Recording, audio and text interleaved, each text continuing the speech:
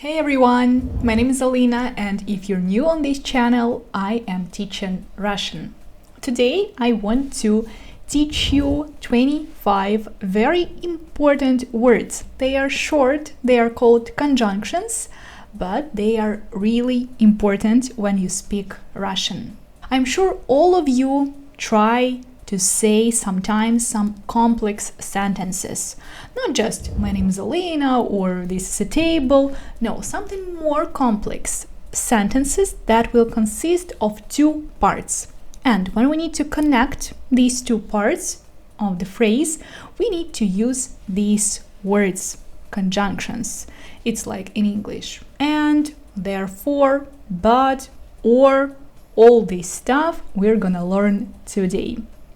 So watch this video till the end if you want to speak Russian fluently. And don't forget to subscribe to this channel and to like this video. You need to understand and to remember that each conjunction has its own meaning. And when you need to express something, you'll be thinking of the meaning and how to say it in Russian. So let's start with the cause. And here I'll give you two very important words. The first one is потому что. You probably know this one because it's very popular to use when you start learning Russian language. Потому что. Pay attention to the pronunciation of this word because it has two words in it, but I pronounce it as one. Потому что. And the example that we can use here: он не пришел на работу, потому что заболел. The second word that is very similar to this one, it has the same meaning, так как. So you can choose the one you like more. Obviously, потому что is more common to use, but if you want to make it more complicated and if you want to sound more natural, you also can try to use так как. Like this, we can say the same sentence. Он не пришел на работу, так как заболел. The third one is kind of connected to the previous ones because it will show the result. Поэтому, therefore, that's also a very important word. So we can use the same example, but make it the opposite. Он заболел, поэтому не пришел на работу. The next one is when we talk about condition. And as we all know, conditions can be different. They can be real and they can be unreal. When you talk about real conditions, in Russian you will use the conjunction если. Если, the first part, and то, the second part. Sometimes то can be omitted. Let's look. Если завтра будет хорошая погода, то мы пойдем гулять. And as I said, то can be omitted, so you can say если завтра будет хорошая погода, мы пойдем гулять. You just make a little bigger pause there where we don't use то. And if we're talking about something unreal, about unreal conditions, we will use very similar conjunction если бы, the first part, and second, бы. Если бы у меня было много денег, я бы путешествовала все время. Если бы, я бы. So here, as you can see, as you can notice, we use past tense. It's very similar actually to English.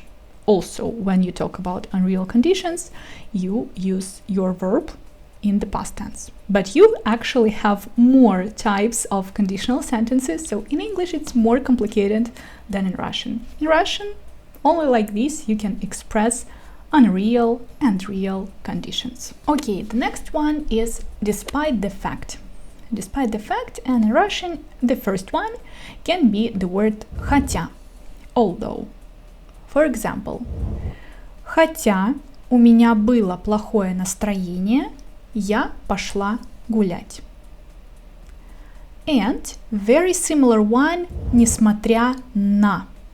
Несмотря на, that's exactly despite something, despite the fact. Same sentence we can say. Несмотря на то, что у меня было плохое настроение, Я пошла гулять. Here pay attention that несмотря на то, что it's more complex.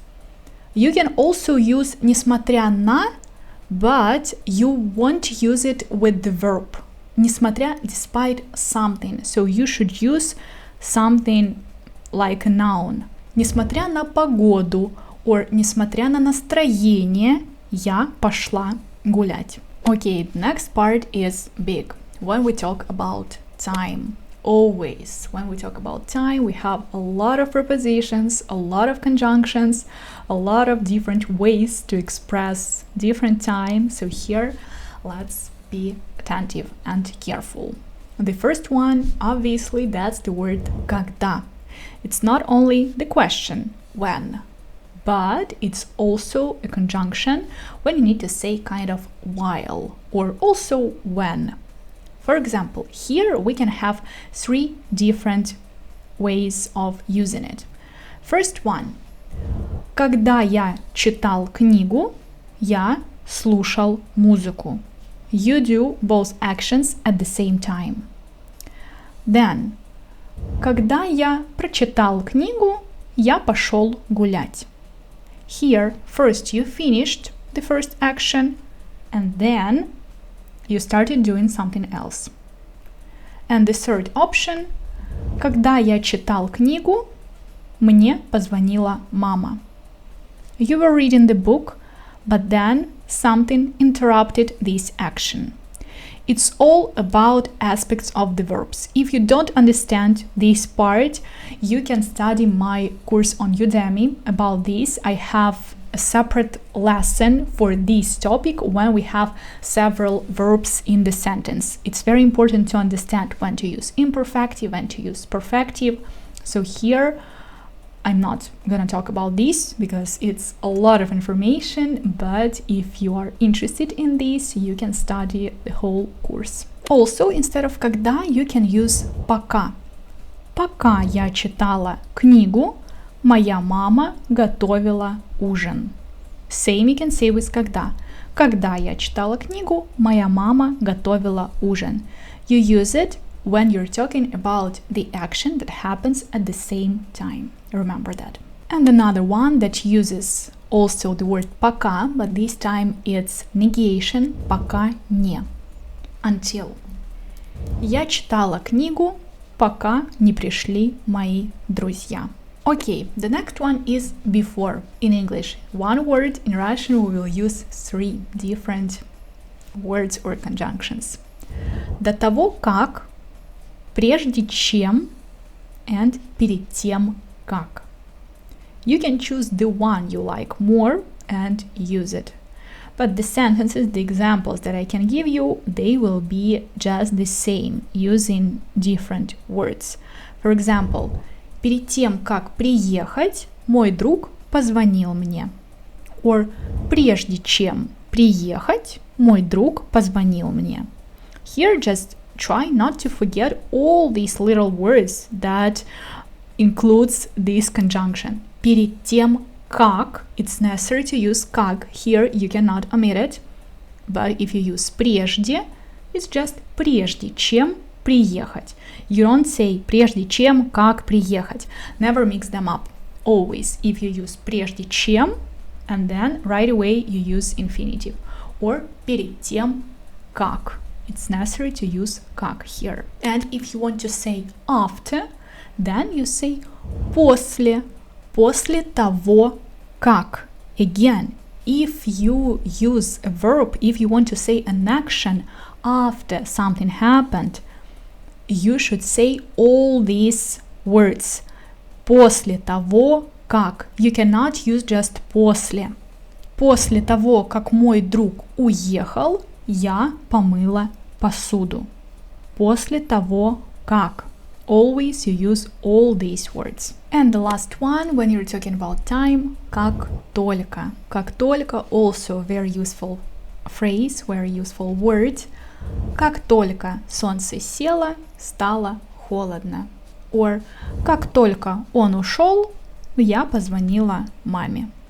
Anything you can say here. The next one, number 14 and 15, very important when you're talking about purpose of the action. That's the word чтобы. I already have a big video explaining the use of the word чтобы, so you can watch it here if you missed it. But usually, чтобы means in order to, if you use it with the infinitive. Я пошла в магазин, чтобы купить продукты. And the second way of using чтобы, and after чтобы you will be using past tense, is when you want someone to do something for you. Я хочу, чтобы ты купил продукты. In my previous video, I'm talking more about this meaning of the word чтобы, because it's not that complicated, but usually people don't know how to say it, and that's why I have the whole video about this topic. Я хочу, чтобы ты купил. Number 15 gives you information about something, and that's the word что. Что, it's not only the question what, as you can understand, it's also this conjunction that gives you some information. So it can be like that. Я знаю, что ты мне врешь. Я знаю что. So I know some information. I know that you are lying to me. In English, very often you omit this part. In Russian, it's always better to use it. The next part, when you want to ask a question using any question word. I have a video about question words. I've recently made it, and you can watch it because it gives you all the question words you need to know. And here it's also very simple, very similar to English. For example, ты знаешь, кто этот человек? Or ты знаешь, где он живет? Or ты знаешь, как его зовут? Any question word here you put in the middle of your sentence, in the middle of your main question, and like this you have this complex sentence. Number 17, that's the word который. Который, которая, которая, которые. That's also a very important word that many people don't know how to use correctly. And here I'm not gonna explain how to use it correctly, but I have a video, again, very big video about the whole explanation of how to use these words. You can watch it here if you missed it. I feel like I have videos about every possible topic already. So here let's just look at the examples, but if you don't know how to use this word, for sure you need to watch the video. For example, это мой друг, который живет в Москве. Or это интересная книга, которую я хочу прочитать. The next one is comparison. Very important meaning as well. And the word чем. Then. For instance, Ольга красивее, чем Марина. Here you just use чем in the same way as you say it in English. Or if you want to say as, you can say так же, как.